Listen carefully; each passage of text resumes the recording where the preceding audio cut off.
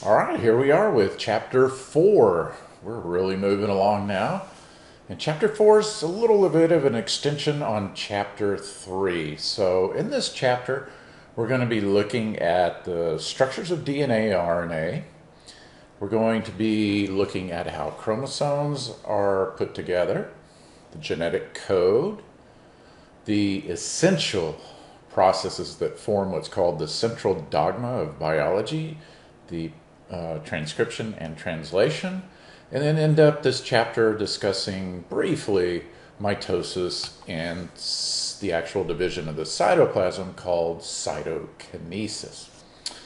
So DNA structure, we've already kind of covered it when we looked at ATP and we discussed the structure of a nucleotide. And recall that the three basic components of a nucleotide are a nitrogen-containing base. In this particular figure here, we're seeing adenine presented as the nitrogen-containing base. A 5-carbon sugar. In DNA, that sugar is called deoxyribose.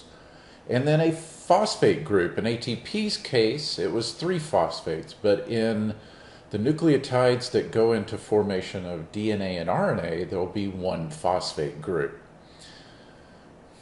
There are 46 total molecules of DNA that form the chromosome. In the human body, we actually have 2 sets of 23 that work. And a DNA molecule is actually pretty darn long, but it obviously can't fit into a nucleus if it's 2 inches long. So there's a lot of folding and tying up and generally squishing it down so that we can fit it inside the nucleus. So here again is the structure written out for you, the 3 components. Just remember those, easy multiple choice kind of question to ask. We'll also see that not only is there adenine that makes up the nitrogen-containing base, but there can also be a base called guanine that has a similar structure, still nitrogen-containing, of course. And there are 2 other bases that have only a single ring, not a double ring like adenine and guanine. These 2 other bases, nitrogen-containing bases, are cytosine and thymine. You also see here uracil. Keep that in mind as we proceed to talk about the RNA molecule, because uracil is a base that replaces thymine in RNA. So DNA has the A, the G, the C, and the T bases. And these constitute the letters of DNA. We see these 4 bases. They're always arranged together. And what we'll also observe with DNA is that it can form into a molecular shape. Remember I told you that I can take DNA, extract it from an organism, leave it in the vial or the tube, lose it for months on end, kick it around the lab room, and then finally find it a few months later and it's just as good.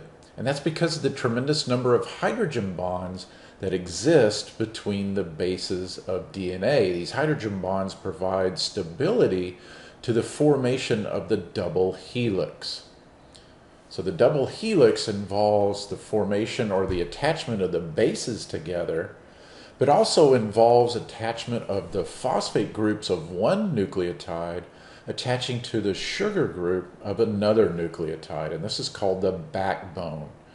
And so the backbone confers incredible strength for a DNA molecule as well. Now we talked about the 4 bases, and as it turns out, there are pairs of these bases that always connect together, and it's always found guanine with cytosine and adenine with thymine. So G always complement pairs with C, and when it does so, it forms 3 hydrogen bonds.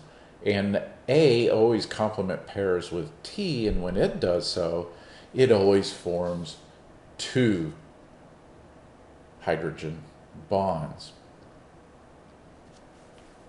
So we kind of expand our viewpoint here from the DNA molecule to that of an entire chromosome. And a chromosome is not just DNA, but it also includes a bunch of associated proteins. And as it turns out, DNA really isn't the major molecule. It only makes up about 1/3 of a chromosome, whereas the proteins that are associated with the DNA molecule make up the remaining 2/3.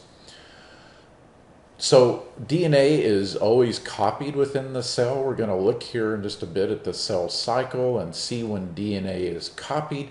What you observe in this right figure here is a copy of a DNA molecule.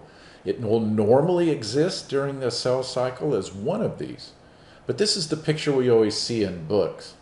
But you should understand this is a special picture that's depicting a chromosome in its duplicated state as it's about to go through mitosis. They join at a position called the centromere, and you can see those two orange blobs there called kinetochores. More on that when we get to mitosis.